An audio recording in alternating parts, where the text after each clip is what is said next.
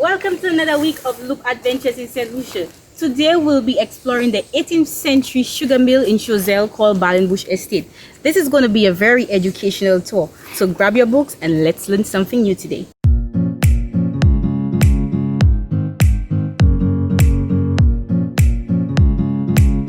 Remember the last time we used Google? Yes, we got lost there. That's the last adventure. Jesus, man. I hope today Google is right. I hope Google is right today because we cannot afford to get lost today.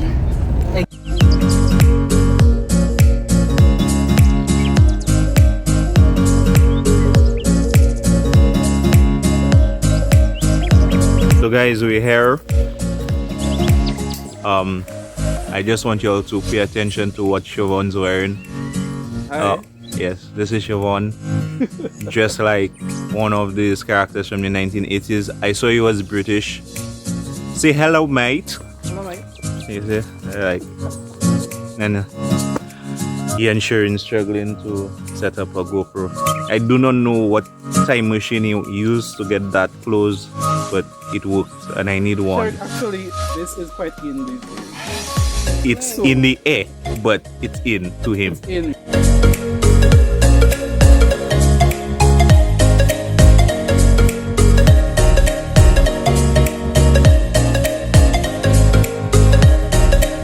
Yeah, so we're just setting up to start our tour. We have two more people we're waiting on. It's about to be lit. Hey!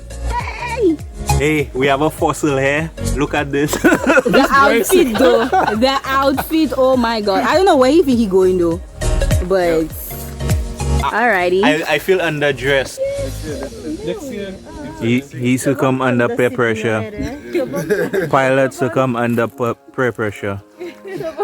Yeah, invite all your visitor friends and make something happen. Yeah, Siobhan went to the 1940s to get his outfit. Hello, how are you? Hi, how are you? Hi, you must be Sharine. Yes. I'm Verena. I'm Uta, welcome. Welcome to Balenbouche Estate. Yeah. Thank you for having us. Now tell me a little bit about Balenbouche Estate, what it's about.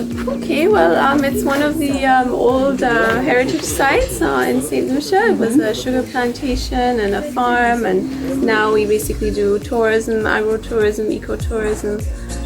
So it's come a long way, lots of ups and downs. My family has been here since 1964.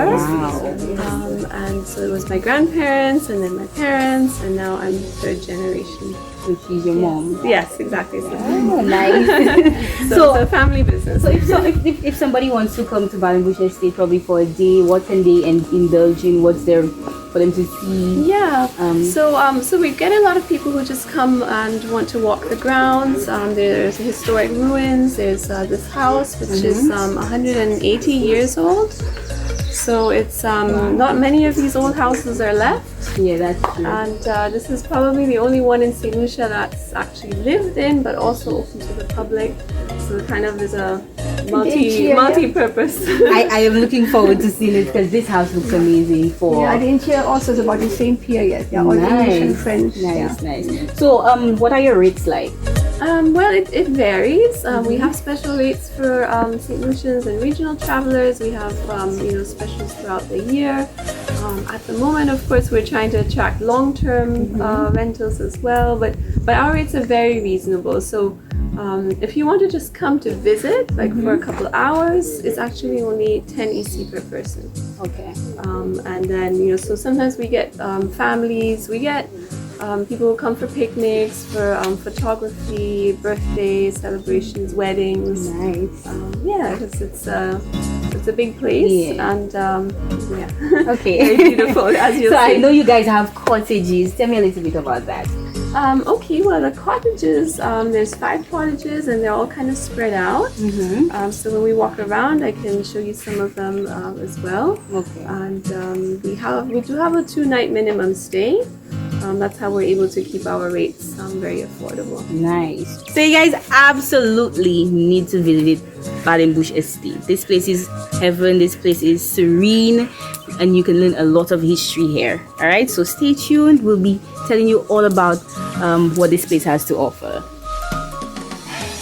Okay, so this is actually a still, and most people assume that it was used for rum, but this one was actually used for lime oil. So that was something that was also produced in St. Lucia at one time, and very similar process of distillation.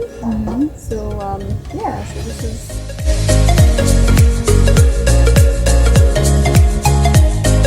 A little treasures that we found in the fields here about the Arawak Indians. Yeah? Nice. Arawak and Carib Indians, and even some very old ones from the Siboneyes. Like this one is very old, could be almost like 2,000 years old. Yeah, Wow. very, very special. Must have been a very, very big blade. You can see by the shape. Yeah, huge, huge blade, and it's very fine, very thin. It's amazing how they could do that just in an open fire. Yeah. Then here we all these pieces with the white and the red and also the black color. This is all Arawak potteries. The Arawak were very spiritual people, very creative people, and they took their time to make beautiful potteries. Yeah. Okay. And then we see also other pieces like here or like this one. Yeah. Like here, it's done by the Carib. The Caribs didn't spend too much time on creative things, and they were more warriors and hunters and very different to the Arawak Indians. You even can see like even still the mark from the thumb by molding it, yeah. Whereas the Arawak is very polished, very fine, yeah, very. So it's very different, yeah. Then here we are tools like pieces from teeth from animals. And maybe they were used also like in a container to seal something. If there's some medicine in it, could be, yeah. We don't know exactly. And then all these pieces were handles from pots and pans. Nice. And also the hole here shows they've been hanging on a tree to keep it away from animals, yeah, for intruding animals. And all these were found on site. On site, yeah. See also these beautiful handles of different shapes, almost like Inca design, yeah, very, very pretty. And they're all different shapes. They're all handles from pots and pans. See how creative they were. Not just a normal handle, just they made a beautiful shape out of it. Here's a face, like no matter how you turn it, it's a face here. Yeah. Nice. Yeah. And then here, these are beads they use for the jewelries. There's in clay, there's in stone, and that's from shells. Yeah, different type of beads. And these are like stone axes. Yeah, yeah, stone axe. Yeah, different. Just a little selection that we have, but we have a lot more. Eventually, we want to have a little interpretation center also. Nice. Okay, that's a good. Yeah.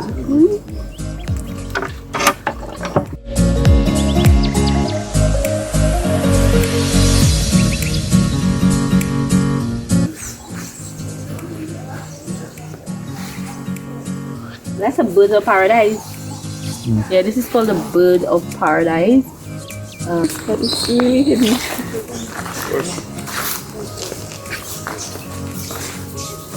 It actually isn't that bad, but it's sour for sure.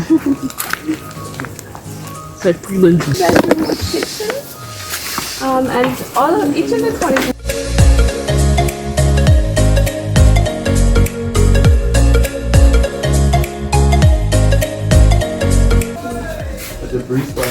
It is lovely hair. Very breezy and Hi, Sherry. The name is Roy Lovett. That's my dad. Oh, And okay. you can see this is actually the pitons. Yes. The whole So he's a very inspired, Serene, yeah. inspired by the pitons. It's a very modern interpretation. What is that? Yes. Somebody might wait me for that all day.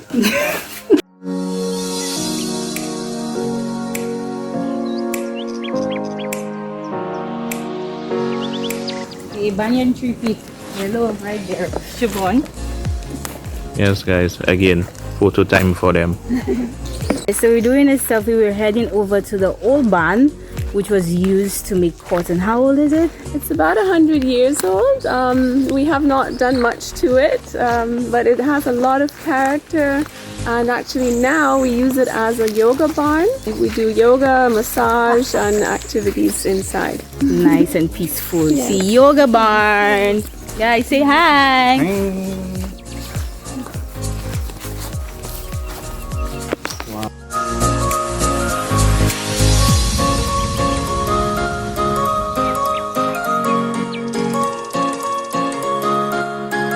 So we're here at the yoga barn in Balenbouche Estate. Take a look a bit outside and let's go. I saw this place has everything, star fruit, mangoes, and we can have anything we want to eat, so I'm indulging. My favorite pastime, eating. Oh, fact number 101 on Sharine. And then we have the selfie grandfather here. Look at him take pictures.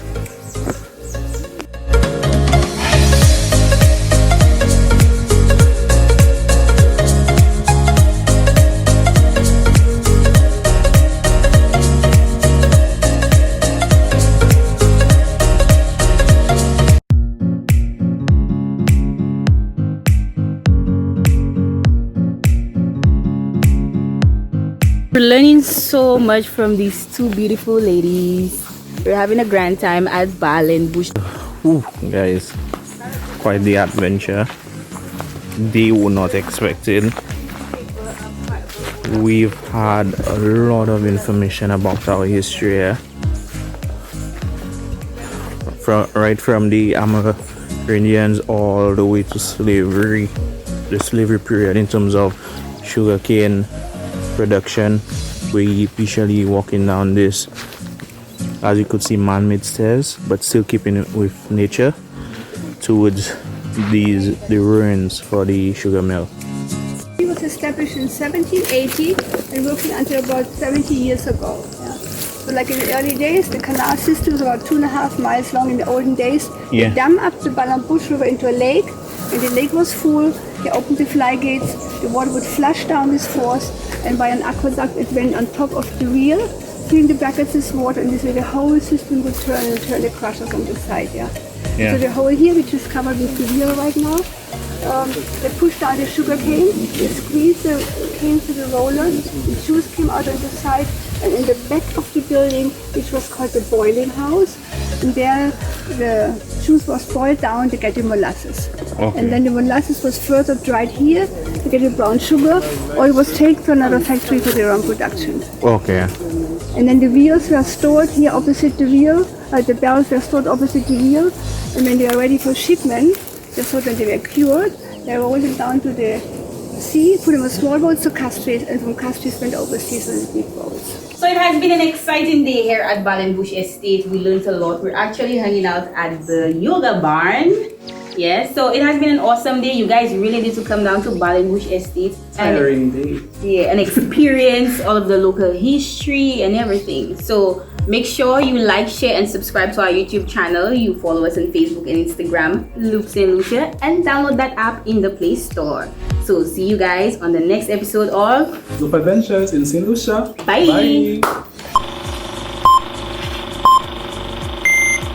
I want to say something like Harry Sherborne and his 1946 outfit. Every time it's going down. Oh, look at those pants! Oh my. nice. So you guys absolutely need to let's take that again. So you guys absolutely need to visit. Okay, let's do that again.